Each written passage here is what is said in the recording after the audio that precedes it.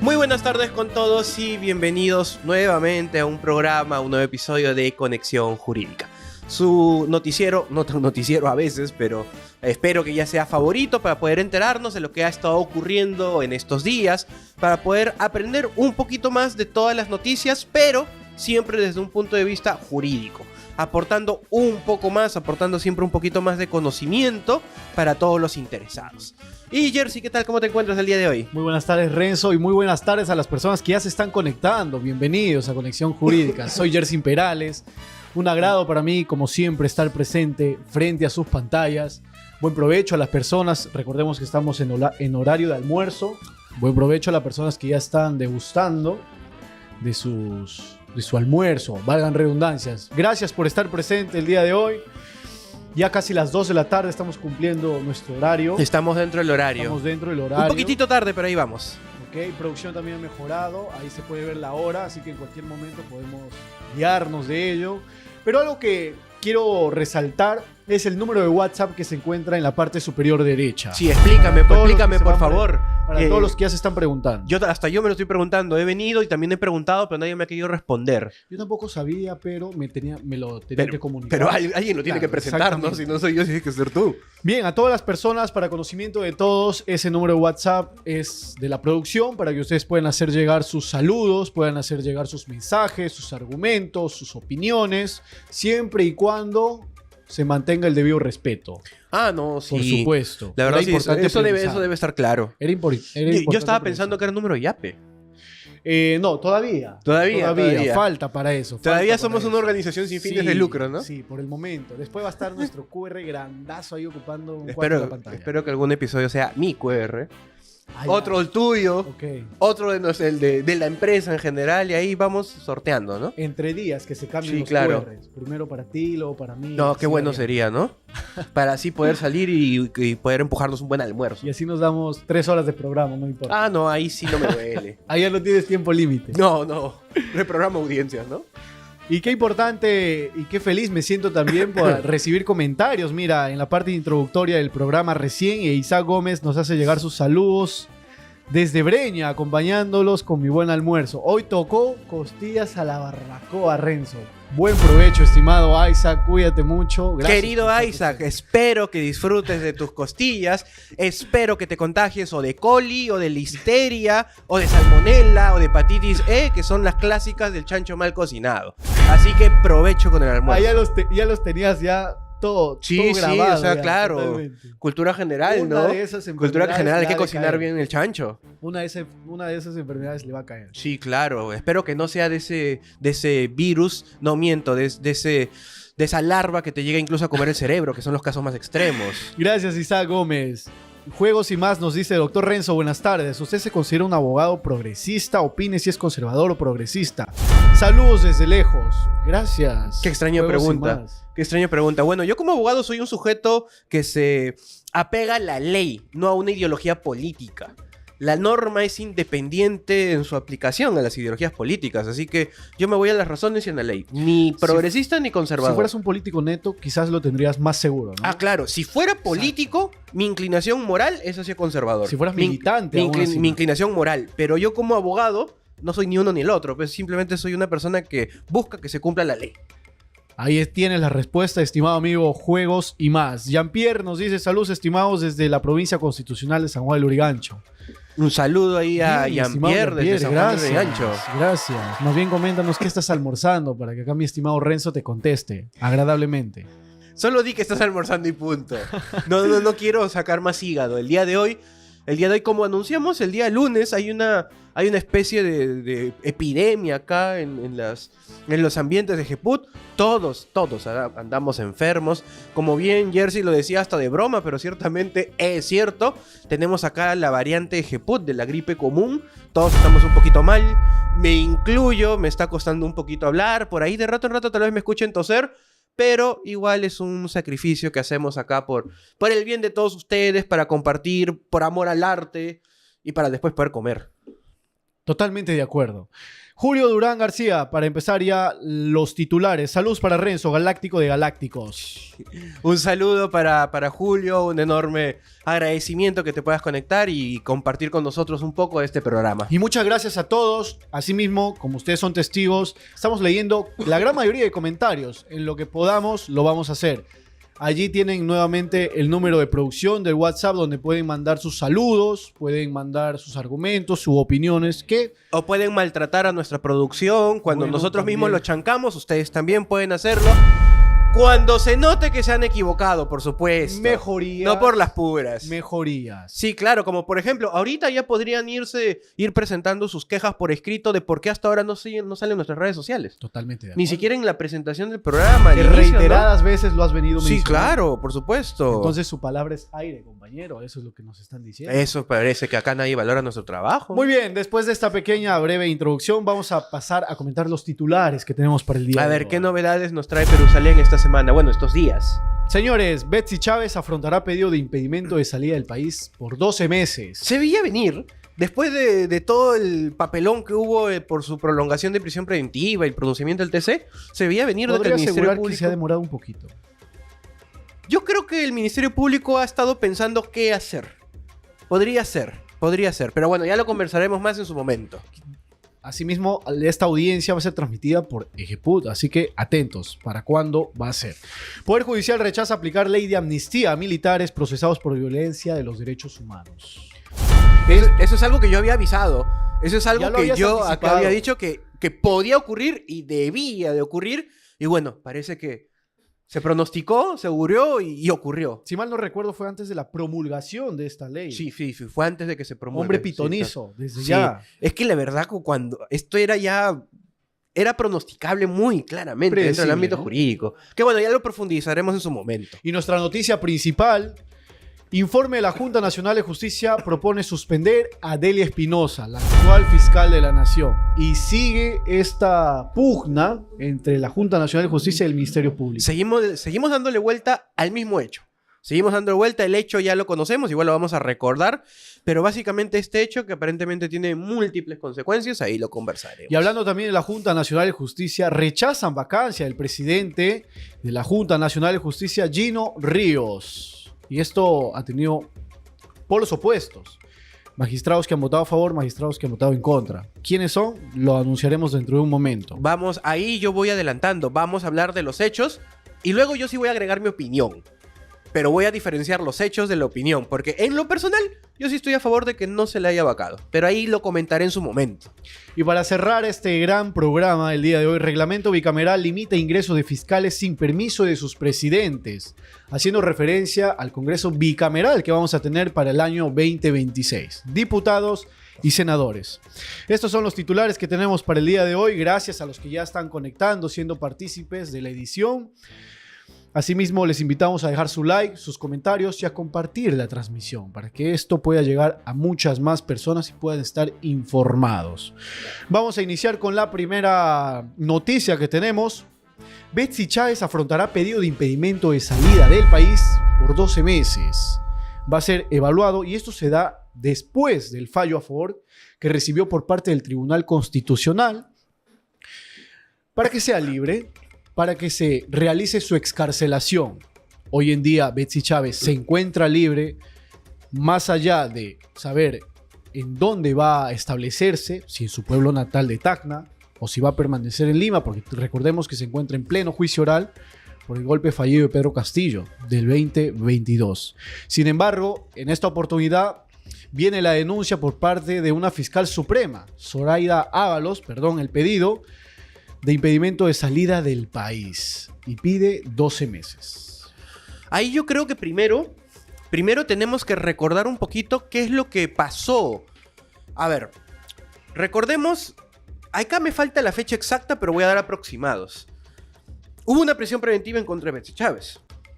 Esta prisión preventiva tiene una duración. No recuerdo la fecha exacta, pero imaginemos que vencía un 15 de diciembre, imaginemos, pero repito, no recuerdo la fecha exacta. Se le pide prolongación de prisión preventiva. Se pide antes del 15, pero se pide un día antes. Se pide el 14. Es legítimo pedirlo un día antes, eso sí. Sin embargo, la audiencia que debatió este pedido se realiza como 10 días después, más o menos. Imaginemos un 25 de diciembre. En ese lapso de 10 días adicional entre el pedido y la audiencia, lo que señalaba su defensa es que ella debió salir por exceso de carcelería, porque la prisión preventiva culminaba el 15, y que ella no debía estar ni un solo día más, solo porque el Ministerio Público o el Poder Judicial aún tengan pendiente el trámite de la audiencia y que se resuelva. No le hicieron caso, se llevó a la audiencia, le impusieron la prolongación de prisión preventiva. ¿Qué es lo que hizo su defensa? Se fue a la vía constitucional. Y por la vía constitucional dijo, en resumen, lo que estoy diciendo. Se debe declarar nulo la audiencia, se debe declarar nulo la resolución de la prolongación de prisión preventiva, y que, si que desean que se realice de nuevo la audiencia, pero con Betsy Chávez en libertad. Finalmente, el Tribunal Constitucional da la razón. Ojo, primera y segunda instancia constitucional no la dan. La da la última, el TC. El TC, en palabras sencillas, dice, sí, acá hubo un exceso. Declaro la nulidad de todo, menos del requerimiento que pide la prolongación, y que ella salga en libertad. Y así sale en libertad. Y se pide nuevamente la audiencia, porque el requerimiento ahí existía. Pero en la audiencia, la fiscalía se desiste de su pedido, básicamente señalando de que, uno, tengo la facultad de desistirme si es que quiero. Dos, teniendo en cuenta que ya no tiene prisión preventiva, sería un exceso la prolongación. Pero ciertamente queda la duda al aire. ¿Qué iba a pasar con Betsy Chávez? ¿Se iba a permitir que siga todo en libertad? ¿O se le iba a buscar alguna forma menos lesiva, pero alguna forma coercitiva, de que se apegue al proceso? Y ahora el Ministerio Público ha decidido pedirle este impedimento de salida del país. Por supuesto que el Ministerio Público va a tener que acreditar si merece o no el impedimento de salida del país. Y esto tiene que ir más allá del solo argumento. Está en juicio y podría ser condenada. No, se necesitan más argumentos. Y justamente habían abogados que ya se habían pronunciado durante todo este proceso, cuando había solicitado la fiscalía el tema de la prolongación. Lo habían considerado en su momento también un despropósito. Es decir, ¿cómo vas a pedir la prolongación de lo que ya no existe? Entonces hubo ese debate. Recuerdo claramente el debate del abogado Benji Espinosa, ex abogado de Pedro Castillo, y de un abogado penalista también llamado Julio. Entonces, ya se veía venir, y es algo por el cual creo yo que por parte del fiscal, en este caso fue sustentado por Eduard Casaverde, también fiscal del juicio de Pedro Castillo, desiste, ¿no?, de prolongar algo que relativamente no existe. Entonces, hoy en día se apersona la fiscal suprema Zoraida Ábalos y dice: vamos a evaluar el pedido de impedimento de salida del país. Que también se rumorea mucho de que Betsy Chávez podría tal vez pedir asilo en una de las embajadas. El más sonado es el de México. Por otro lado, también no se descarta la posibilidad de que podría fugarse. Entonces, allí es donde viene la evaluación de este pedido. Yo lo que quiero hacer por un momento es darle la razón al abogado Noblecilla, a Martín Vizcarra, cuando en su momento repitieron bastante esta frasecita: el efecto Nadine. ¿Por qué lo decían? Porque Nadine, dentro de nuestra historia judicial, Nadine ha sido me atrevo a decir, la primera persona que, a puertas de ser sentenciada y de una manera extremadamente sorpresiva para todos los actores de la administración de justicia, pide un asilo. Ha sido hasta el momento la única, así, pero ojo y reitero, estando tan cerca de una sentencia, ha sido la primera y hasta el momento la única. Y siendo este escenario muy excepcional, ahora pareciera que quieren normalizarlo. Y resulta que ahora, cada vez que se procesa a un personaje político, ponen en mesa el argumento: puede pedir asilo. O sea, sí, si nos ponemos a especular, sí. Pero del dicho al hecho muchas veces hay un largo trecho. Y la verdad, hay prueba objetiva de que pueda pedir asilo, la fiscalía lo tendrá que acreditar. Porque simplemente decir a secas, Renzo va a pedir asilo en cualquier embajada. Oye, dame alguna prueba. Demuéstrame tal vez que he hablado con algún embajador, que me ha acercado a alguna embajada a conversar, de que he tenido contacto con alguien que puede interceder por mí, entre otras posibles pruebas que de verdad demuestren un peligro de fuga. Y nuevamente, el término genérico de la persona se puede fugar tiene que ser demostrada. Y estos argumentos, por supuesto, van más allá de la persona de Betsy Chávez, sino para el proceso en general. Cuando hablamos de una prisión preventiva o una comparecencia con restricciones o un impedimento de salida del país, hay que justificarlo. Y por otro lado, un dato, en mi opinión, no menor, también se tiene que evaluar la condición médica de Betsy Chávez. ¿Qué tan viable, qué tan creíble es que una persona en su condición médica, que, siendo sinceros, al día de hoy no sé cómo será? Sabíamos que había entrado a emergencias. ¿Dónde estará ahorita? ¿Ya estará mejor? ¿Estará peor? ¿Seguirá internada? No puedo estar seguro. Pero independientemente de que no puedo estar seguro, también se tiene que evaluar esta posible condición médica a su favor o tal vez en su contra. Así que faltan muchos argumentos para solo decir se va a asilar o puede fugar. Pero, ¿se podría dar este impedimento de salir del país? Se podría dar. Incluso Betsy Chávez podría decir a través de su defensa, me allano al pedido. Es una posibilidad. O puede oponerse al pedido porque es su derecho. Recordemos también que el juicio por el golpe de Estado de Pedro Castillo entró a su recta final.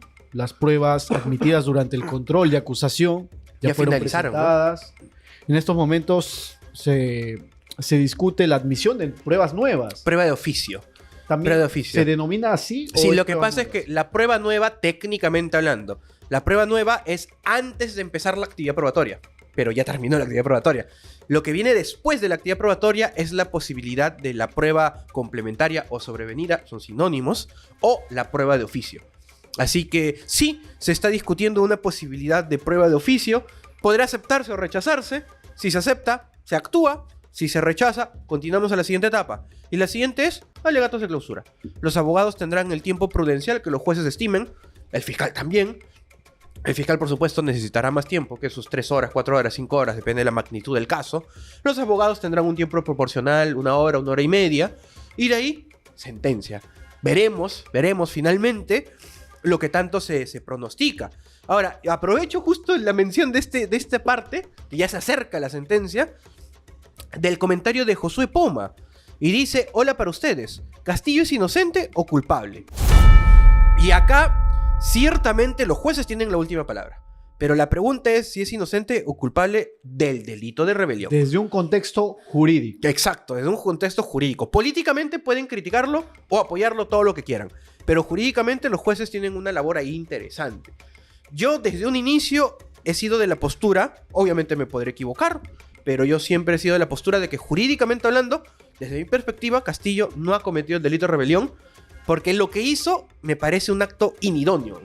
Su conducta, un discurso al aire, no te puede generar una rebelión porque no hay alzamiento en armas, no hay apoyo de Fuerzas Armadas, no hay apoyo de alguna autoridad competente que pudiera darle un fuerte choque a la constitucionalidad. Desde mi perspectiva, debería ser inocente del delito de rebelión. Pero obviamente me sujeto a lo que diga la Administración de Justicia.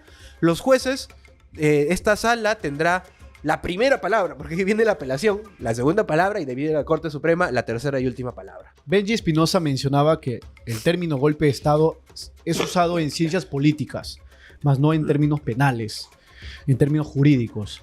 Asimismo, para él, evidenciando obviamente su postura en un debate interesante, realizado en RPP, mostraba y evidenciaba de que Pedro Castillo habría incurrido tal vez en una infracción constitucional, más no en el delito de rebelión, que es por lo que se le imputa, muy aparte de conspiración, si mal no recuerdo. Claro, era uno principal y uno alternativo. Exacto, entonces allí el periodista lo apuntaba como, ya, si no es por este delito, entonces tiene que caer por el otro delito, que es conspiración. Entonces, pero una de dos tiene que caer. Entonces, a lo que iba, Benji Espinosa mencionaba que era una infracción constitucional.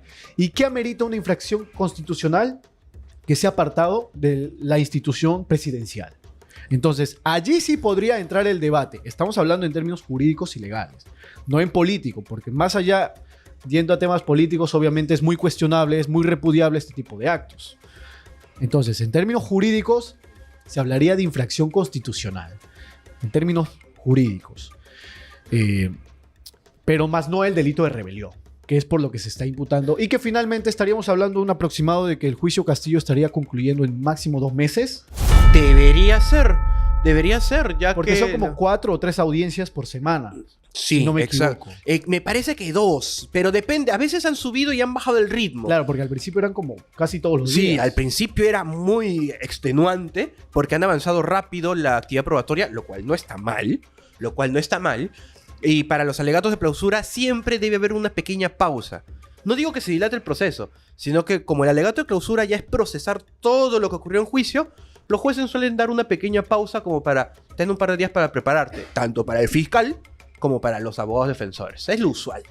Finalmente, para los que van llegando, estábamos hablando sobre el tema del impedimento de salida a Betsy Chávez, la ex premier, que va a realizarse este jueves 11 de septiembre a las 2:30 de la tarde. Audiencia que será transmitida por... Como siempre. Ejeput. Exacto. Así que por favor pongan su alarma para los que son militantes, para los que son fans, tal vez, para los que son seguidores.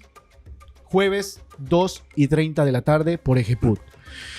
Ruth Rivas nos dice buenas tardes a todos. Muchas gracias, Ruth. Muchas por estar gracias, presente. Ruth, por siempre estar presente. Porque el programa el lunes, si no me equivoco, llegó un poquito tarde. Pero llegó. Casi para el final. Casi para el pero final. Gracias llegó. por estar. Alice dice, no te olvides de almorzar, estimado Renzo. Justamente estamos avanzando en las noticias porque a las 3 de la tarde ya queremos almorzar. almorzar. A mi querida Alison, sí, voy a almorzar, no te preocupes. Bien, y después de esta noticia vamos a hablar de la siguiente. Poder Judicial rechaza aplicar ley de amnistía a militares procesados por violaciones de los derechos humanos. Yo estoy feliz de esa noticia. Yo estoy muy feliz. La muy famosa aplicación del control difuso se hizo presente esta oportunidad para un juez que recordó que la Constitución peruana obliga a aplicarlo en casos donde una ley contradice la Convención Americana de Derechos Humanos. Por ello concluyó que la norma resulta abiertamente inconstitucional, haciendo referencia a la ley de amnistía número 32.419, que fue promulgada por el Poder Ejecutivo, una promulgación pomposa, llamativa, junto a congresistas, pero que en esta oportunidad no solamente es un juez, sino fueron varios, entre ellos el muy reconocido juez Concepción Carhuancho. Hoy nos llegó la noticia que también fue aplicada por el juez de investigación preparatoria Jorge Chávez Tamaris.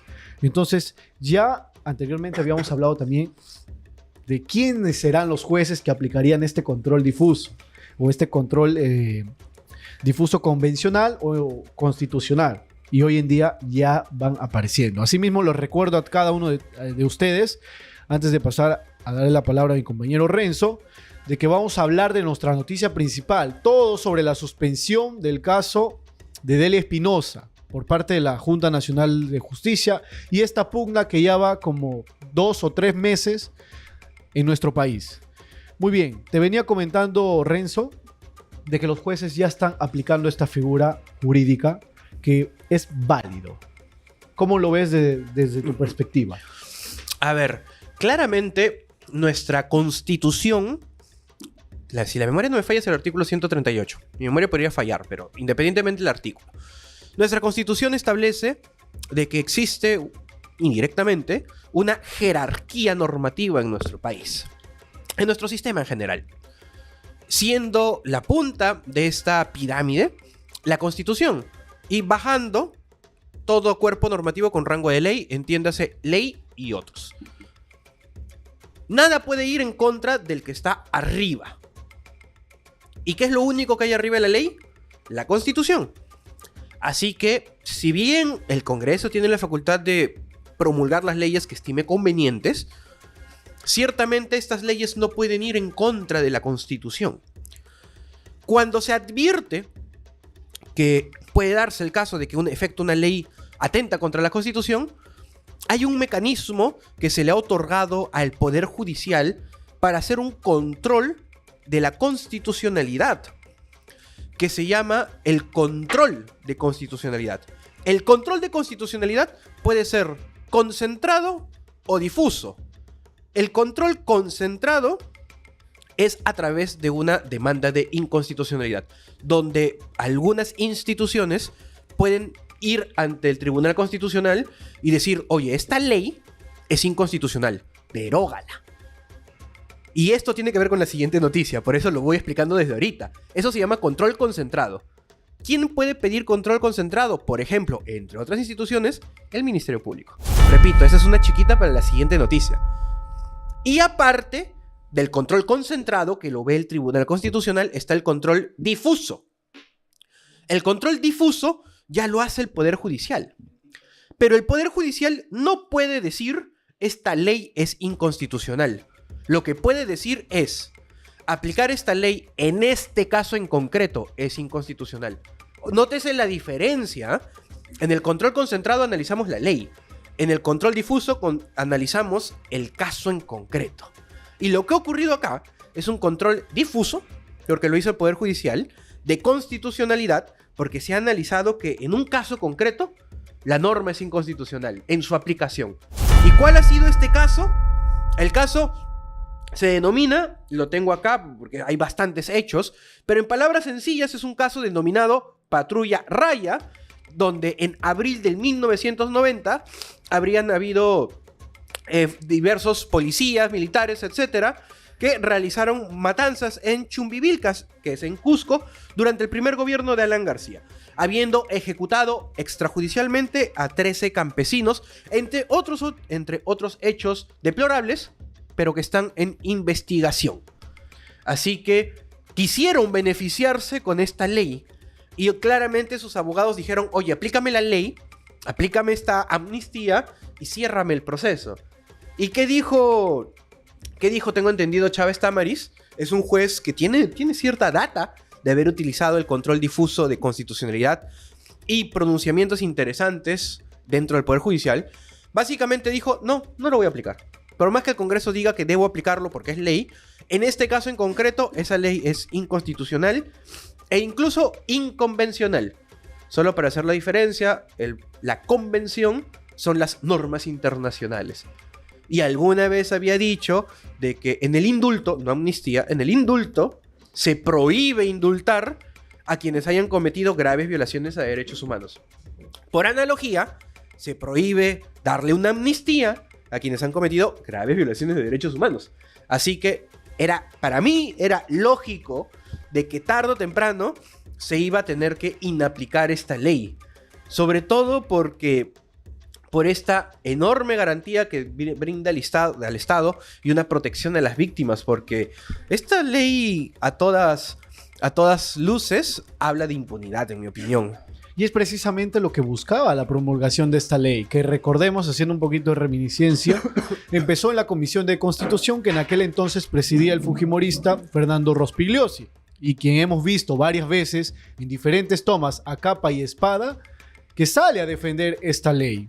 Se ha visto también su participación en declaraciones con diferentes reporteros de diferentes medios de comunicación, donde empieza a hacer su debida defensa, sustentando, argumentando que de alguna y otra manera buscaba la prescripción, el perdón, el olvido a quienes ya están siendo investigados o procesados durante más de 30, 40 años, porque recordemos que esto nace a partir de las décadas del 90, del 2000, entonces ha pasado bastante tiempo, pero por otro lado también se discutía el tema del respeto a todas las personas ejecutadas extrajudicialmente en el gobierno de Alberto Fujimori.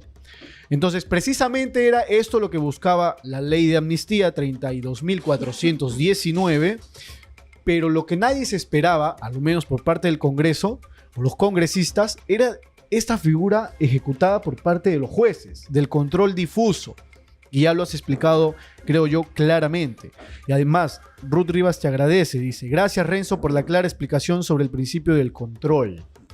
Gracias, Ruth Rivas, por estar atenta. Sigue así. Entonces, como bien lo mencionaba, el juez Jorge Chávez Tamariz no se hizo ajeno a esta figura. Concepción Carguancho también lo hizo. Pero algo que llama poderosamente la atención es la palabra y las declaraciones de constitucionalistas, abogados constitucionalistas, y también de personas que han pertenecido al Tribunal Constitucional, el ente de interpretación más grande de nuestro país, como lo es en el expresidente del Tribunal Constitucional, Ernesto Blume, quien comentó que está en contra de esta aplicación por parte de los jueces. Es más, considera que es inconstitucional. Él menciona allí entre sus argumentos de que estaría yendo tal vez en contra de la Constitución, pero por un lado en el que se evaluaría la ley como tal y no estos casos. Entonces, habría esta discusión, ¿no? Por otro lado, recordemos que Juan José Santibáñez también hizo presencia en la Organización de las Naciones Unidas defendiendo esta ley. Me da esta vergüenza que haya utilizado dinero del Estado para representar al Perú y decir cosas que el Perú no piensa, que es acerca de la importancia de esta ley y un falso contexto en el cual fue otorgado. Para mí, claramente, esto es impunidad. Repito, siento vergüenza de que haya dicho esto como representante del Estado ante la ONU. Pero teniendo en cuenta también de que guarda cierta posición política junto a Dina Boluarte, que promulgó la ley, pudiendo haberla observado o incluso opuesto. Así que claramente ella está a favor. Claramente ella está a favor, más el anuncio / amenaza de retirarnos de la Corte Interamericana de Derechos Humanos. Ahí se notaba que hay un frente unido político en esta posición que no representa ni siquiera la mayoría del Perú. Que dicho de paso, existe esta contradicción aún por parte del Sistema Interamericano de Derechos Humanos en contra de la aplicación de esta ley de amnistía. Y mucho antes venía diciéndolo también con el tema de la promulgación. Hoy fue promulgado. Existe la pugna entre este sistema supranacional con nuestro poder ejecutivo. Bien, pasamos a la siguiente noticia sin antes mencionar algo importantísimo. Por favor, dejen sus comentarios. Recalco nuevamente que ese número de WhatsApp que se encuentra en la parte superior derecha. Pueden dejar sus mensajes, pueden dejar sus opiniones, pueden mandar hasta audios. Si no me equivoco, ahí producción me confirma que van a ser reproducidos en vivo, siempre y cuando se mantenga la respectiva mesura, el debido decoro, ¿no?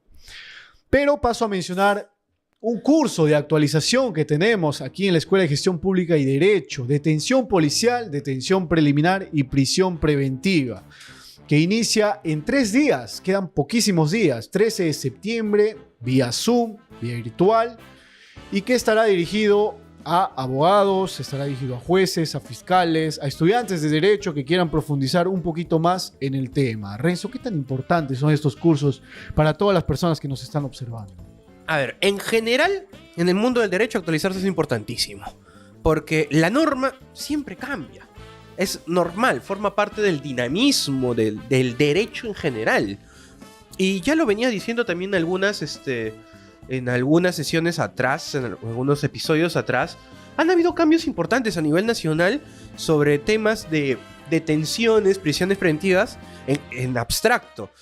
Tenemos la investigación, la modificación que se le hizo al Código Procesal Penal, donde ahora la policía está a cargo de la investigación preliminar y ciertamente se le ha dado más poder en relación a la detención policial y a la detención preliminar, al mismo tiempo que salió el decreto legislativo 1585 ya a finales en noviembre del 2023, pero que también trajo cambios muy importantes para la prisión preventiva.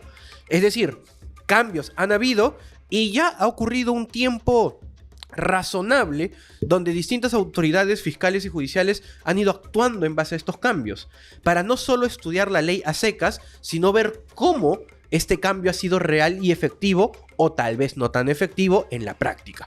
Por eso, este tema importantísimo porque ha sido modificado hace no mucho y seguimos todavía en la práctica viendo cuáles son las consecuencias reales y por supuesto ver cómo actuar frente a estos escenarios dependiendo del escenario en el que está, sea fiscalía, sea policía, sea abogado defensor.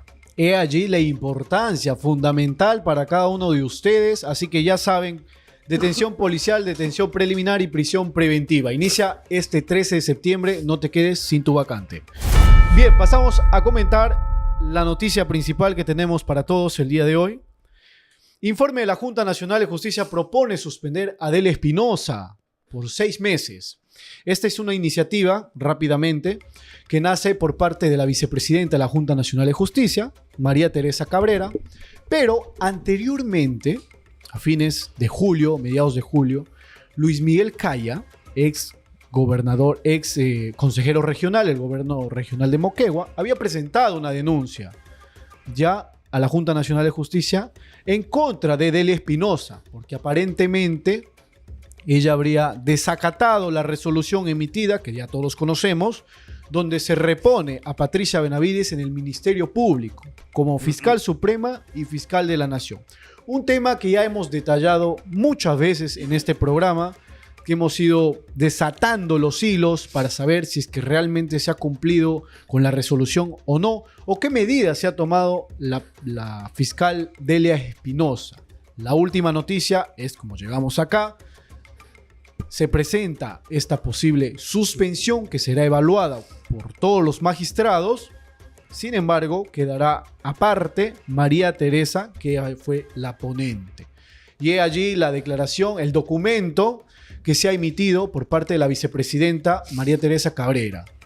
Primero, declarar infundado el pedido de nulidad formulado por la investigada Delia Milagros Espinosa, fecha 19 de agosto del 2025, con el decreto 002-2025. Segundo, dar por concluida la investigación preliminar, porque se le había pasado una investigación, se la había abierto, que quedó bajo responsabilidad de la vicepresidenta de la Junta Nacional de Justicia, por su actuación como fiscal suprema y fiscal de la Nación. Y tercero, disponer el inicio del procedimiento disciplinario contra la señora Delia Milagros Espinosa Valenzuela por su actuación como fiscal supremo y fiscal de la Nación, por haber infringido en varios artículos, y por ello se le ha abierto este tema, este procedimiento disciplinario. ¿Realmente es legítima esta suspensión? Tu análisis, por favor, estimado Renzo. Ciertamente podríamos hablar de cuestionamientos, porque la misma Junta Nacional de Justicia que emite la resolución y que pide la reincorporación de Patricia Benavides, se incumplió su resolución. ¿Quién es el agraviado? ¿A quién se le incumplió? Aparentemente, agraviados Patricia Benavides y también la misma Junta. Y como me has agraviado por incumplir mi resolución, yo mismo te abro el procedimiento disciplinario y yo mismo voy a decidir tu situación. Aparentemente hay un conflicto de intereses, porque los mismos afectados van a juzgar a quien ha afectado.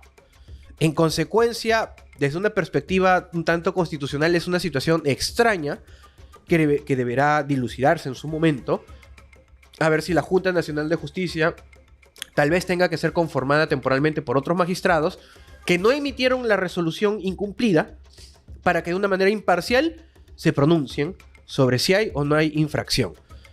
Y por otro lado, esto es algo que se viene diciendo desde hace tiempo. Repito, esto es la noticia, son los hechos, más allá de la opinión que uno pueda tener. Ciertamente se ordena la reposición de Patricia Benavides. Delia Espinosa, como fiscal de la Nación, no lo acata de manera inmediata. Primero, no lo acata de manera inmediata porque se empieza a cuestionar si la Junta puede ordenar la reposición de un fiscal de la Nación. Y luego, cuando ya se aclara ese extremo, se le pretende restituir como fiscal suprema, y de lo que se sabe de manera pública, más allá de cuestionamientos o que sea cierto o no, es que Delia decía: se necesita ver un despacho, se necesita ver un presupuesto, no es tan fácil como que ven, siéntate acá y trabaja. Estos son los descargos que ella ha hecho dentro de su investigación preliminar antes de que se abra este proceso disciplinario que hemos visto en pantalla. Este informe preliminar ha clasificado estas acciones administrativas de buscar presupuesto, buscar despacho, entre otras acciones, como acciones dilatorias y de resistencia administrativa. Y que esas acciones impidieron que ejecutes de manera inmediata la restitución. Y como no lo hiciste de manera inmediata, bueno, desacato. O en el término que prefiere utilizar ahorita la Junta Nacional de Justicia. Así que esos son los hechos, y eso es sobre lo que supuestamente la Junta va a tener que pronunciarse para ver si emiten o no una suspensión en contra de Delia Espinosa. Que también se tiene mucho que observar la resolución que había emitido en un principio la Junta Nacional de Justicia, que carece de legitimidad. Lo menciona hasta uno de los mismos magistrados, Francisco Tábara. Sale y menciona que él no votó en esa resolución. Sale y menciona que existen magistrados de que habían emitido su voto desde un ascensor. Entonces, tampoco que estaba la secretaria general que debería estar en ese tipo de procedimientos. Por otro lado, no se grabó tampoco la votación, no se grabó los sustentos. Entonces, cuando se emite esta resolución, Delia Espinosa, haciendo uso de sus facultades, poniendo en práctica su ejercicio de derecho, entonces sale y dice, un momentito, pero esa es competencia de la Junta de Fiscales Supremos. El tema de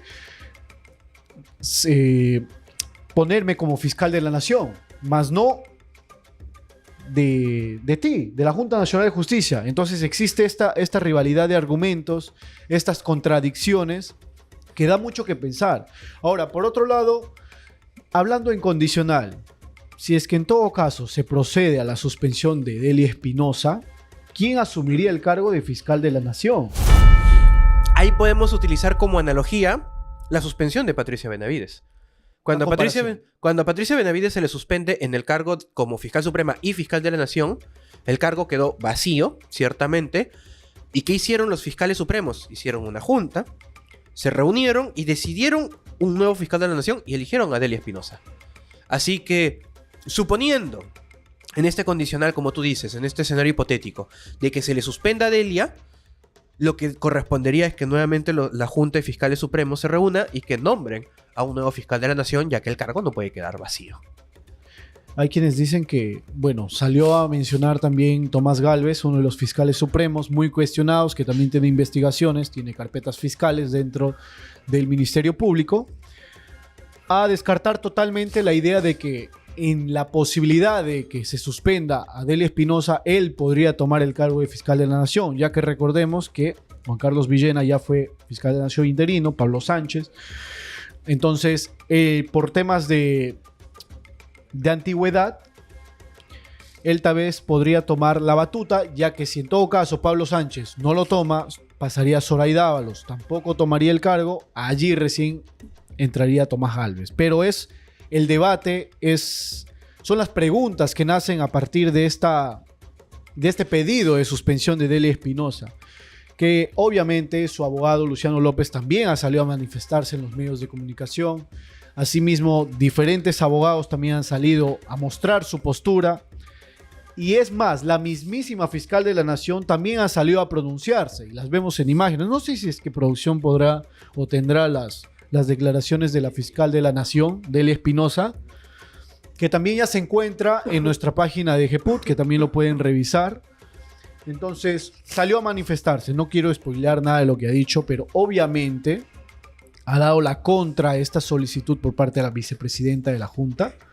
Es más, afirma de que tal vez estaría incurriendo en prevaricato, porque ellos no tendrían las facultades, las competencias, constitucionalmente hablando, de que las saquen o que en todo caso repongan a Benavides como fiscal de la nación, ya que eso es competencia de la Junta de Fiscales Supremos. Ciertamente, justo ese temita que mencionas es una idea a la que se le dio muchas vueltas cuando se ordena la reposición de Patricia Benavides, ya que como vimos en su momento a la lectura de la resolución solo dice declarar nula la suspensión de Patricia Benavides y que se retrotraiga todo al estado previo a esta afectación. Sin embargo, quedaban muchas cosas al aire, porque no decía textualmente repóngasele como fiscal supremo y fiscal de la nación, o como solo fiscal de la nación, o como solo fiscal supremo. Y eso es lo que hizo que se entren en muchas interpretaciones. Pese a que después la JNJ saca un comunicado aclarando de que sí, ordenamos que se reponga como fiscal de la nación y como fiscal supremo, pero luego también la Junta General de Fiscales Supremos decían, no podemos porque no es tu competencia. No puedes hacer eso, no nos puedes imponer que tu nulidad implique una imposición de que se le reponga automático como en un cargo en el cual nosotros elegimos y nosotros ya habíamos elegido a Delia. Ese era el eterno debate en ese momento, que fue clasificado, catalogado como una crisis institucional en el Ministerio Público. Pero entre esta pugna de incompetencias de la Junta Nacional de Justicia y del Ministerio Público, ¿no sería mejor presentar una demanda competencial al Tribunal Constitucional para que de una vez zanje este tema? Quizás. Ciertamente era una posibilidad, sin embargo, nunca se judicializó ante ninguna instancia, porque de manera después voluntaria como que se hace un retroceso, un paso atrás en retomar el cargo de fiscal de la nación, y deciden dar el paso hacia adelante en el otro extremo, retomar el cargo de fiscal supremo. Extremo que nunca fue negado, extremo de que ya se dio con ciertas, algunos dicen dilaciones, tal vez sí, tal vez no, pero que se retomó. Quisiéramos saber cuál es su postura a todos los que nos están observando en estos momentos. Ruth Rivas nos dice el cuello blanco a Ladino Galvez. Marco Benvenuto. El cargo de fiscal de la nación es un cargo de confianza, no es una apuesta del Estado. Competencia de la Junta de Fiscales Supremos. Exacto. No de la Junta Nacional de Justicia. Entonces, he allí el debate. Ahora, posteriormente, en esta audiencia de suspensión, que dicho sea de paso, será en 5 días hábiles, ya pasaron 2, faltan 3. Entonces, hasta este fin de semana ya deberíamos saber cuál es la respuesta de los magistrados que conforman esta institución, como es la Junta Nacional de Justicia, después de haber escuchado la defensa de Delia Espinosa, por supuesto, y cada uno de sus asideros y argumentos.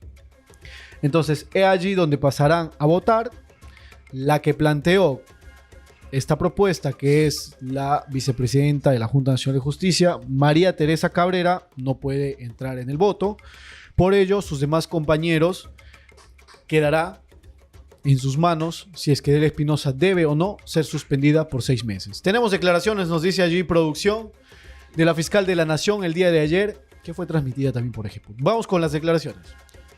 Ejeput está en todas, ¿no? Siempre transmite todo. Está en todas y para todos. Divulgado desde el día de ayer una noticia respecto de la Junta Nacional de Justicia, en el sentido que la señora instructora de dicha entidad del Estado, María Teresa Cabrera, como encargada de la investigación preliminar sobre mi persona ante la supuesta desobediencia de una resolución que pretendía reponer a la señora fiscal suprema, hoy fiscal suprema titular, Patricia Benavides, en el cargo de fiscal de la Nación, está solicitando que se apruebe por parte del Pleno, es decir, por todos los miembros de la Junta Nacional de Justicia, mi suspensión por 6 meses.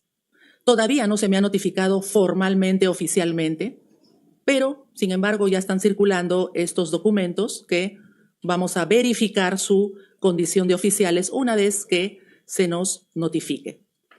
Lo que preliminarmente puedo decir es que, desde ya, de ser cierto este pedido, la señora Cabrera estaría cometiendo delito de prevaricato. ¿Por qué? Porque en uno de los documentos, que esperamos no sea cierto, señala de que se me somete a un proceso inmediato, cuando el Tribunal Constitucional ya ha dejado claramente establecido que el procedimiento inmediato disciplinario no es constitucional, no es legal.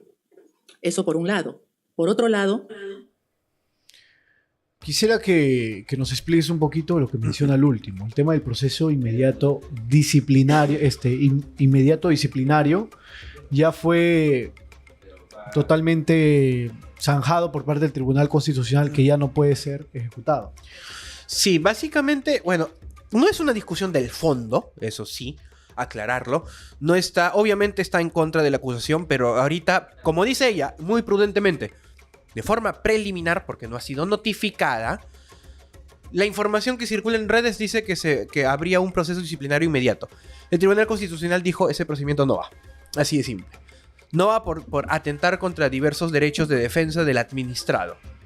Así que, si se le pretende iniciar un procedimiento derogado, que ya no existe, a Delia Espinosa, por eso dice que probablemente a su criterio, quien hizo toda la investigación, quien fue en su momento la ponente para que se realice, es decir, María Teresa Cabrera, estaría presuntamente incurriendo en este delito de prevaricato. Básicamente esa es la explicación. Reitero, no es el fondo del asunto. Entre comillas, si esto es cierto, se puede corregir porque aún no se notifica y podría irse por el procedimiento disciplinario, digámosle, ordinario, en palabras sencillas. Se puede corregir, pero no son detalles menores para proseguir con este procedimiento interno que parece ya inminente en contra de Delia Espinosa. Pero ese documento emitido por parte de la vicepresidencia, María Teresa Cabrera, ya fue emitido por lo menos hace 3 o 2 días, si mal no recuerdo. Pero, ¿qué tan grave entonces es que no se notifique a la defensa de Delia Espinosa? A ver, como primera impresión, no es que tenga una gravedad de nulidad. Es bastante común, aunque no debería ocurrir, en la práctica principalmente judicial, que cuando hay un interés público, las resoluciones, las decisiones muchas veces llegan primero a la prensa antes que el propio afectado. Pero repito, no es una situación que genere una indefensión, porque todos los procesos, todos los plazos, todas las notificaciones surten efecto en el momento, redundando, de la notificación. Así que, mientras no se le corra traslado a Delia Espinosa de manera formal y oficial, esa resolución aún no es válida. No significa que no exista, puede existir, pero aún no es válida, no tiene efectos legales hasta que no se notifique. Y por eso ese detalle que te digo, podría corregirse, podría variarse, porque finalmente la versión oficial, válida, legal, en el término que quieras utilizar, va a ser en la versión de la notificación.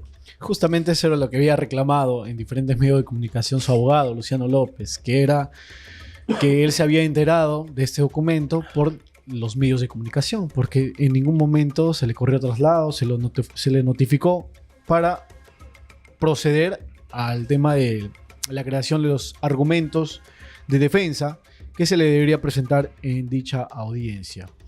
Muy bien, esta es la noticia por parte del Ministerio Público y toda esta controversia que existe entre la Junta Nacional de Justicia, Delia Espinosa, los fiscales, la Junta de Fiscales Supremos, que en algún momento también hemos pensado que ya se acabó con la suspensión de Patricia Benavides por parte del Poder Judicial. No fue así. He aquí, seguimos con este tema. Los muertos reviven. Sabrá Dios hasta cuándo vamos a continuar con esta noticia. En esta novela. Yo ya lo veo como novela. Ya, una serie ya. Cada semana sale un nuevo episodio. Diferentes temporadas. Y que es muy controversial y que también causa mucha zozobra entre los ciudadanos, el ciudadano de a pie. Ruth Rivas nos dice, me pregunto cuál es el nivel académico de los miembros de la Junta Nacional de Justicia. Y precisamente para hablar de eso vamos a pasar al siguiente titular. Rechazan vacancia del presidente de la Junta Nacional de Justicia, Gino Ríos. En junio, recordemos que Cuarto Poder, el dominical, develó que Gino Ríos tendría o habría tenido una sentencia por violencia familiar. Es decir, cometió maltrato psicológico a su ex esposa dentro de un marco de un procedimiento de divorcio a inicios del 2004. Entonces, ¿por qué? Lo que se discutía era por qué el señor presidente de la Junta Nacional de Justicia, Gino Ríos Patio, presidía, era el titular de esta institución, si es que la ley orgánica de la Junta Nacional de Justicia prohibía que uno de sus miembros o cualquiera de sus miembros haya sido sentenciado por violencia familiar o tenga una sentencia por violencia familiar.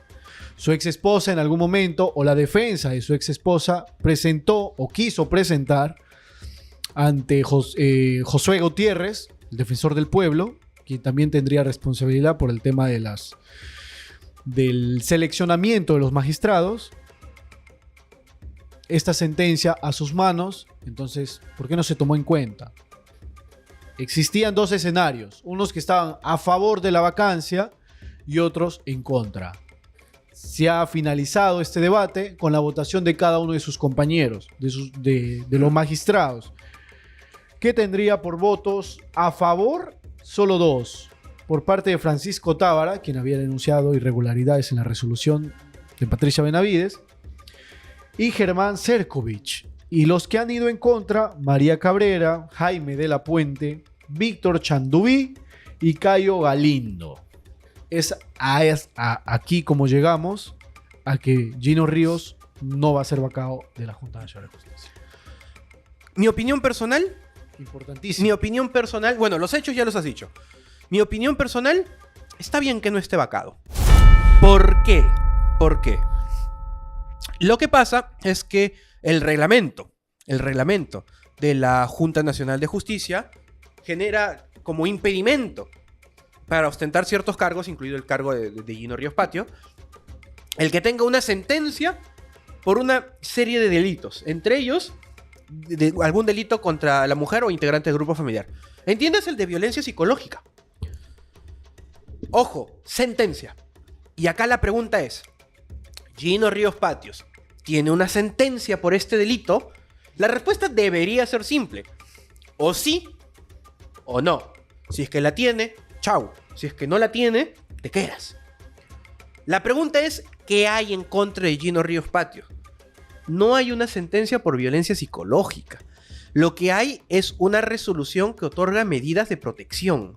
Y voy a explicar el procedimiento para entender cómo es que ocurre esto. Imaginemos que estoy casado, imaginemos que tengo a mi esposa, e imaginemos que la golpeo, supongamos. Ella me va a denunciar. Cuando me denuncia, esta denuncia primero va a un juzgado de familia. Este juzgado de familia va a decidir si se emiten medidas de protección por la urgencia. Va a decir que sí o que no. Lo más común es que diga que sí. Pero ojo, este juzgado de familia otorga las medidas de protección no porque exista el delito. Otorga las medidas de protección porque a su criterio hay una situación de riesgo. Y luego de que emiten las medidas de protección, básicamente le dice, ahora fiscalía te lo doy a ti, para que tú hagas tu investigación y tú, fiscalía, porque es tu competencia, determines si hay o no hay delito para que después potencialmente lo lleves a juicio. ¿Qué es lo que hay en contra de Gino Ríos Patio? Hay esta resolución de un juzgado de familia que otorga medidas de protección. Pero estas medidas de protección no son una condena, no son una sentencia por el delito de violencia psicológica. Simplemente concluyen de que hay una situación de riesgo y ordenan a la fiscalía, cumple tus funciones, investiga. Así que, bajo la presunción de inocencia, Gino Ríos Patios no ha sido sentenciado por violencia psicológica. Y bajo el principio de legalidad, tampoco existe una sentencia condenatoria por este delito. Así que desde mi perspectiva personal, está correcto, está con una decisión acorde a derecho, más allá de ideas políticas, es correcto de que no se le suspenda por este hecho que aún no llega a sentencia. Importantísimo tu análisis, Renzo, desde una mirada jurídica, una mirada penal. Me dice producción que hay video, lo pueden ir preparando. Mientras tanto, es importante leer también otra postura por parte de quienes vemos en imágenes, a la doctora Beatriz Ramírez Guaroto, abogada constitucionalista, quien había tuiteado en su red social: mayoría de la JNJ muestra sin pudor que son capaces de desconocer sentencias por violencia con calidad de cosa juzgada, y que la vacancia no se define por lo que dice la ley, sino por la afinidad con quien incurre en la causal, cuestionó la abogada constitucionalista. Vayamos entonces con las declaraciones que es... Personalmente discrepo con ese tuit solo en un extremo, en el que esto no es una sentencia por violencia desde lo que yo veo. No es una sentencia por violencia, es una resolución, ni siquiera sentencia, que otorga medidas de protección. No es sinónimo de una sentencia.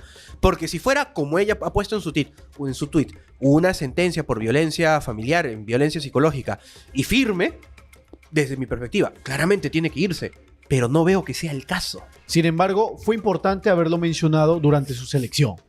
Claro. No debió ocultarse. Claro. Entonces, allí ya estamos hablando de un tema moral, ético. Sí, tal vez administrativo, tal vez. Tal vez. Pero como causal de improcedencia o causal de no poder ostentar el cargo, no es. Eso ya tal vez... No amerita la vacancia. No amerita que deje el cargo, la verdad. Legalmente. Gracias. A ver, entonces vayamos con las declaraciones que nos tiene allí producción. Por favor.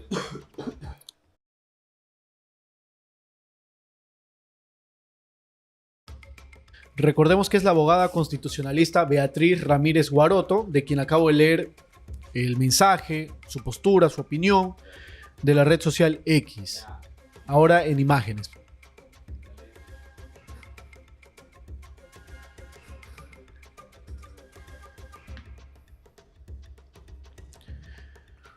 Tenemos un pequeño problema con el audio, no se preocupen, ahorita se soluciona. Y si no se solucionan, ahí arriba a la derecha tienen el número para quejarse con producción.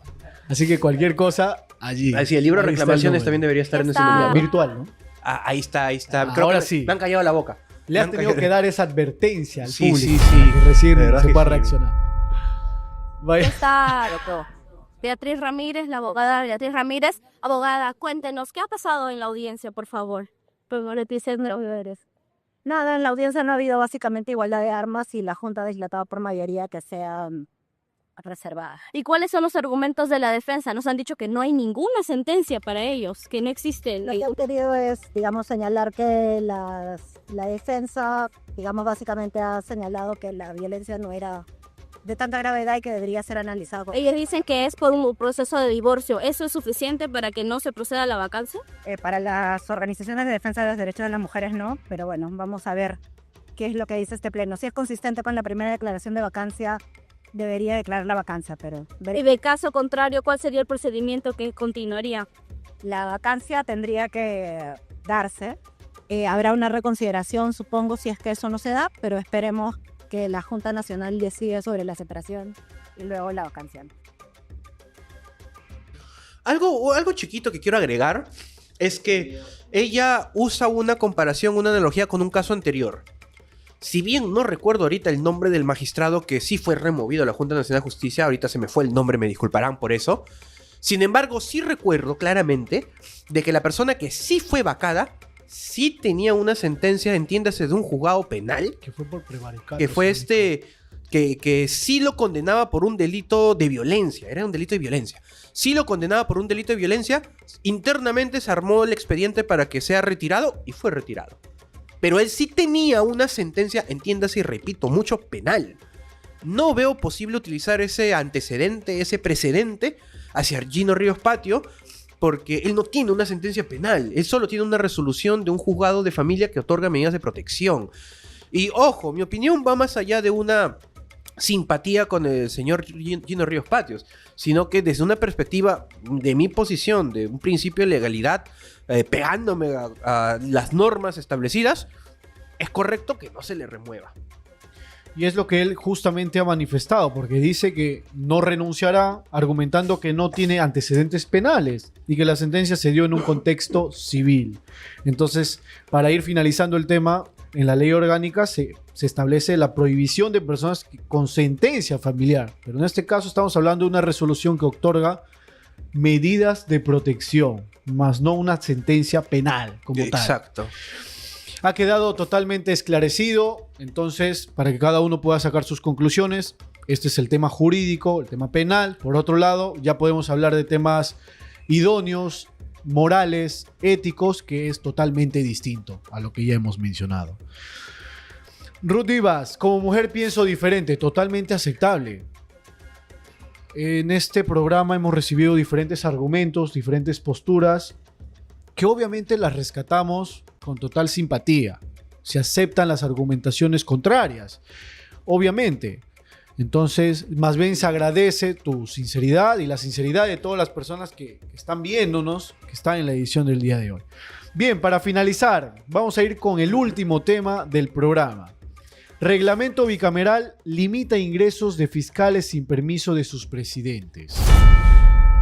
Algo que en el informe dice, y quiero resaltarlo también, sobre todo porque viene una congresista que tal vez tiene mucho apoyo popular en comparación a sus colegas, Ruth Luque, de la bancada Bloque Democrático, advierte esto sobre los riesgos de esta propuesta, a la que calificó como un mandato de impunidad para evitar futuras investigaciones. Y la investigación o el cuestionamiento central se basa, para entenderlo en simple castellano, en simple cristiano y no estar dando tantos rodeos, es que si esta norma hubiera estado vigente en la actual legislatura, el Ministerio Público no habría podido ingresar al Congreso para recabar información en investigaciones sobre congresistas involucrados en presuntos actos irregulares. Entonces, para el 2026, el Congreso bicameral va a tener 2 cámaras, diputados y senadores.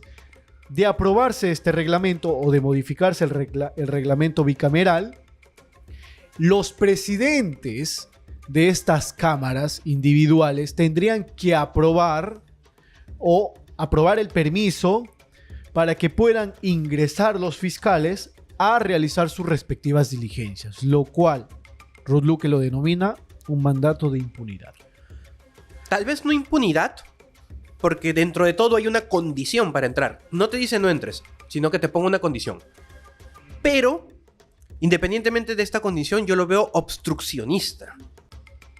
Ya que Si yo, Ministerio Público, quiero entrar al Parlamento para X cosas relacionadas a una investigación, si te tengo que pedir permiso, ya hay un tiempo muerto en el cual pueden correr las voces y cualquier posible prueba de delito se desaparece. Es como pedir ir a allanar a alguien y antes de ir a avisarle. Oye, por si acaso voy a ir a allanar tu casa, ¿ah? Voy a ir el sábado a las 4 de la mañana y te aviso el jueves. ¿Y a qué haces hasta que yo llegue? Bueno, ya tú verás, pero yo voy a ir. Así es como yo lo veo esta situación. Y entiéndase de que el Ministerio Público, si bien no puede abusar de sus facultades y si va a irrumpir incluso en una entidad del Estado, tiene que hacerlo de manera proporcional, también entendamos de que ya han habido varios escenarios donde el Ministerio Público lo ha hecho de manera proporcional y ha sido reconocido y aplaudido por la ciudadanía en general. Yo quiero recordar tal vez lo que ocurrió hace un par de años de que se acusó a un congresista de violentar sexualmente a su secretaria, si la memoria no me falla, y que el Ministerio Público entró para poder realizar diversas diligencias, incluso entró en más de una ocasión. Y hace no mucho, a inicios de año, de la supuesta organización criminal enquistada dentro del Congreso, donde habrían estado metido diversos trabajadoras sexuales que a cambio de estos favores sexuales estarían obteniendo puestos de trabajo y votos. ¿Necesario que el Ministerio Público entre? Sí. ¿Entró? Sí. También tenemos la muerte de Andrea Vidal, creo que era el nombre. Sí, correcto, Andrea Vidal. Relacionado más o menos a este tema de presunta organización por un tráfico sexual dentro del Congreso. Así que no digo que sea la regla general, no digo que ocurra todos los días, pero en algún momento el Ministerio Público de verdad va a necesitar entrar al Congreso. Porque se necesita el factor sorpresa. Exacto. Ese factor sorpresa es crucial para poder asegurar la prueba y asegurar el proceso. Y que me quiten el factor sorpresa, porque repito, no es que les estén diciendo que no, les están ordenando que me avises. Y quitarme ese factor sorpresa arruina la investigación, me la entorpece, me la obstruye. Y eso definitivamente va a limitar el acopio de las posibles pruebas para poder encontrar a los presuntos responsables si es que por supuesto ha ocurrido algo.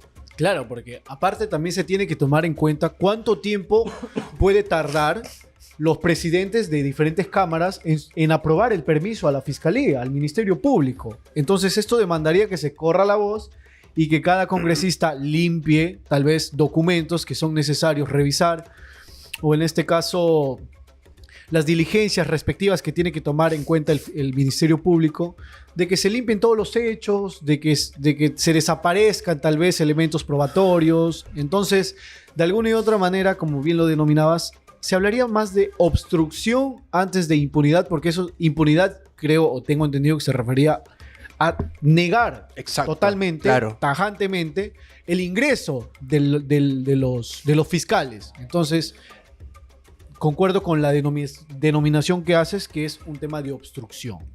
Ahora, ¿se debe cuestionar esta iniciativa? Por mi parte, yo creo totalmente que sí. Lo positivo es que todavía estamos en un debate sobre el nuevo reglamento.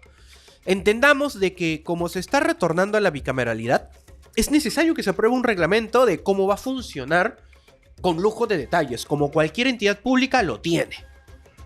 Y en ese entender ya existen borradores que van a ser mejorados, van a ser afinados con el tiempo. Para eso es el debate dentro de la Comisión de Constitución. Incluso en su momento se pretendía hacer un aumento de sueldo a todo el Parlamento, senadores y diputados, pero se retrocedió en ese punto. O sea, para que se entienda de que, reitero, siguen borradores. Y estas malas ideas aún estamos a tiempo de advertirlas, congresistas o cualquier operador de justicia que esté dispuesto a emitir una opinión como nosotros y que posteriormente sea evaluado para que la Comisión de Constitución tenga, entre comillas, un borrador final, y aún en el borrador final no es la última palabra, porque después va a tener que ser debatido en el Pleno del Congreso, que también podrá hacer observaciones, correcciones, etc. Así que es un buen momento para equivocarse, porque aún no está vigente.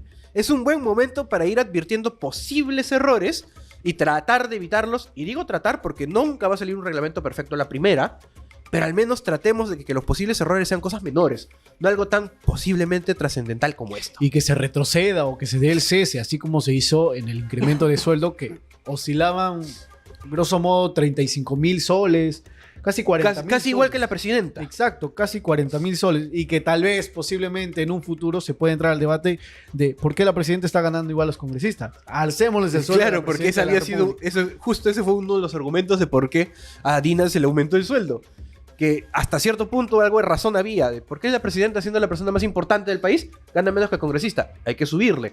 Algo de razón había en ese argumento, más allá de los montos, por Y luego supuesto. vienen los ministros, Sí, y un ministro debe ganar menos que un congresista, desde mi perspectiva. pero gana el doble. Sí, Casi el doble, la verdad, no sí. me equivoco. Sí, Que oscila entre los cuestionable. 30.000 soles. Entonces, Pero bueno, en el Congreso, en el Parlamento, próximamente el Parlamento ya se ha retrocedido sobre los incrementos. Esperemos que se retroceda en esta casi intangibilidad del Parlamento. totalmente de acuerdo. Dios mío, una bicameralidad con personas decentes, muy bien, pero con delincuentes disfrazados de senadores y diputados estamos mal. 60 diputados y 130 senadores, si no me equivoco. Ahí siempre yo quiero resaltar, hay que echarnos un mea culpa. Porque finalmente quienes entran al Congreso los elegimos nosotros. Si entran delincuentes, si entran corruptos, si entra gente mala o entra gente buena, es nuestra culpa. Por eso digo, mea culpa, hay que analizar y valorar bien nuestro voto en todos los sectores. Cada voto importa. El mío, a pesar de que sea uno de entre 33 millones de peruanos, importa. Igual el voto de todos importa y esperemos haya una decisión siempre razonada y lo mejor posible para elegir a los futuros miembros de este parlamento. Y justo que entraste al tema de las elecciones, ¿viste la cédula de votación? Uy, sí, estaba Es viendo. una manta que Me sorprendió utilizarse porque también. sale la medida en centímetros. Eran como que 43 centímetros por 41 centímetros. Algo así, 40 por 42, pero era enorme. Sí, gigante. Con razón las elecciones salen tan costosas, pues. Esto ya... Más grande que esto. ¿Dónde mandas a hacer padrones por millones de Más ese grande tamaño? que esto, una cédula de votación. Y tienes un minuto para que votes. ¿Que se ha puesto tiempo? Se ha Esa no yo la había escuchado- sabía. Yo había escuchado ya en diferentes periodistas que habían mencionado que en un minuto, ¿cómo vas a votar y leer como 42 partidos políticos? Ahí sí me sorprendiste. Yo no había escuchado acerca del factor tiempo. Yo recuerdo, al menos cuando yo he ido a votar, yo voy ya sabiendo por qué presidente voy a votar. Es un poco más rápido votar por el presidente, pero votar por congresista demora un poco más, porque buscas el partido político y ahí pones tus numeritos. Y yo que voy sabiendo por quién voy a votar, me demoro en encontrarlo. No me imagino que me den un minuto. No me imagino a quienes votan de último minuto. Y se acordarán que cuando vamos a votar en nuestro módulo, estamos rodeados de papeles donde dicen los candidatos. Y mucha gente, no lo critico, mucha gente sabe por quién va a votar, pero no sabe su número o su partido. Y se ponen a buscarlo ahí a los costaditos. No me imagino ellos. O sea, ¿cuánto necesitarían para votar? Cuando me ha tocado ser miembro de mesa, he visto principalmente personas mayores, pero he visto que hay personas que sí se toman su tiempo para votar porque saben por quién, pero no lo ubican rápido. Repito, no me imagino que me den solo un minuto para ¿Y hacer qué esto. medidas se van a tomar entonces para los adultos mayores que vayan a votar? Si es que va a haber un tiempo considerable, si es que en todo caso realmente, como lo han mencionado periodistas, se va a tomar un minuto y medio, va a contar con límites de tiempo para el sufragio. Entonces todo eso se va a tomar en cuenta, o se debería tomar en cuenta, para evitar favorecimientos, porque también recordemos que los logos de los partidos políticos son pequeñísimos. Entonces podrían salir beneficiados los que obviamente ya son reconocidos, pues, ¿no? Sí, Ya no es necesario mencionarlo. 3:11 de la tarde, estamos concluyendo el programa del día de hoy. Muchísimas gracias a todos los que han estado presentes. Dante Albert, Magíster Keiko Fujimori, presidente del Perú 2020. Bueno, lo dirá la democracia. Más allá de decir si estoy a favor o en contra de Keiko o de alguien, lo dirá la democracia. Una fiesta democrática como se le Totalmente denomina. de acuerdo. Esperemos realmente que para la próxima dejen sus comentarios, sus opiniones, sus mensajes de voz o hasta fotografías en el número de WhatsApp que se encuentra en pantalla de producción. Con el tiempo se acostumbrarán a usarlos, no lo Sí, dudo. Quizás, no lo dudo. quizás. Sin hate, aunque realmente va a haber hate. El seguramente. hate que lo dejen en los chats de YouTube, igual lo leemos. Total. Igual lo leemos. Pero de todas maneras siempre de una forma respetuosa. Gracias, los esperamos el día lunes a las 2 de la... Tenemos video reacción, dice, una reacción. A ver, A ver, por favor, ¿con qué joyita? ¿Con qué me va a sorprender producción? ¿Con qué joyita nos sorprende Sí, producción? porque yo vengo acá y no me explican nada, yo me entero en vivo. Y en vivo, Todo te enteras en vivo. Y en vivo dejo también mis quejas. Todo te enteras en vivo. Martín Vizcarra, Pedro Castillo se acordó de mí y me envió una frazada, dice. A ver, Durante su estancia en Barbadillo, Pero no lo había seguramente. A ver, vayamos con el video de Martín Vizcarra. Habitación. Yo había llevado solamente la misma mantita que tenía del día anterior de cuando dormí en el suelo ahí en la carceleta. Y a rato me llega una frazada y me dice, aquí hace más frío y quizás esta noche no ha venido preparado porque recién va tu abogado, todo, y Pedro Castillo me envió una frazada para la primera noche. Como es lógico, al día siguiente ya llegó, fue a visitarme el abogado, mi hermano Mario, y ya me trajeron abrigo, ropa, todo, ¿no? Porque recién a los 3 días era visita de mujeres donde fue mi esposa, mis hijas, ¿no? Me acabo de reír por el comentario que ha puesto Marco Benvenuto. No lo voy a leer porque es un poco denigrante.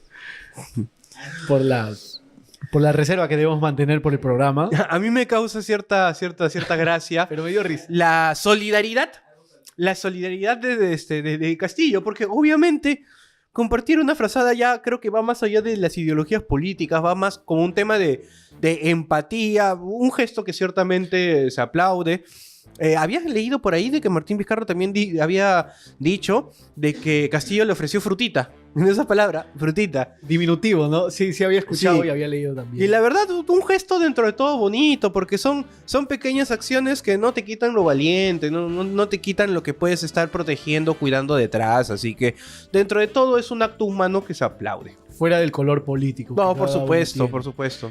Pero de alguna y otra manera, nos va poniendo otro video, nos dice producción. Ya, mientras- ¿tenemos otro? Sí, tenemos otro. Hay, ¿El hay de la una frutita? lista ¿El de la frutita? videos. A ver. Pero de alguna y otra manera causa un poquito de risa, ¿no? Quijotesco, de que en su calidad de expresidentes Pedro y Castillo, también investigados como lo conocemos. se dé este tipo de conversaciones. A ver, tenemos otro video de Martín Vizcarra. He conversado. Con quien sí nos hemos dado un tiempito para conversar es con Pedro Castillo. Pedro Castillo, ya pues como lo conocemos, bien campechano y bien bonachón, ¿no? Tenía detalles, ¿no? Yo cuando recién llegué, tuvo detalles, yo llegaba, o sea, en shock, ¿no? Y detallitos que te invite una frutita, detalles que muestran, independientemente que haya hecho un buen o mal gobierno, te mete el don de gente, la persona que uno es, ¿no?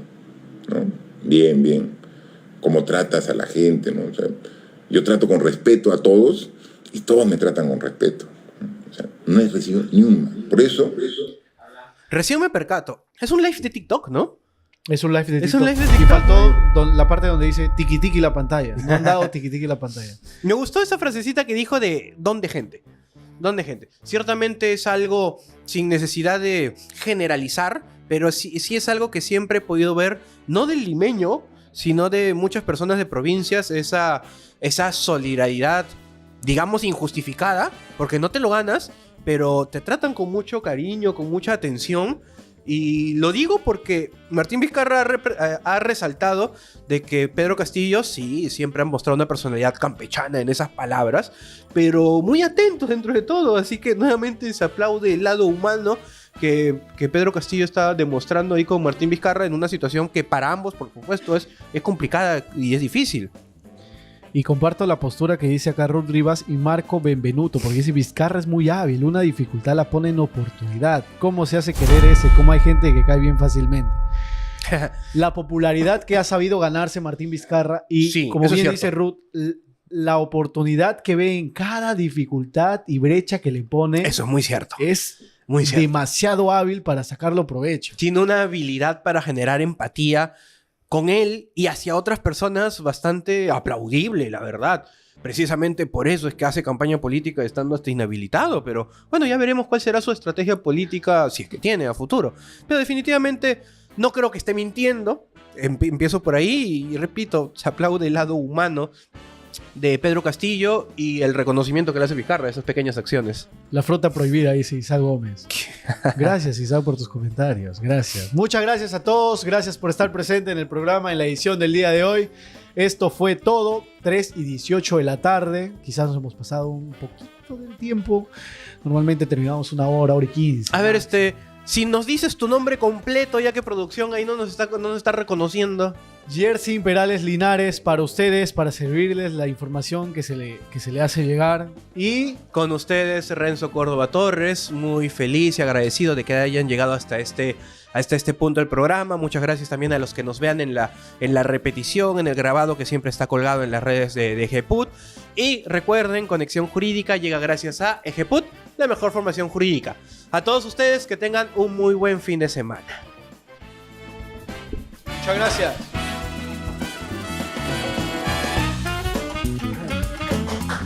Ahí no hay aplausos.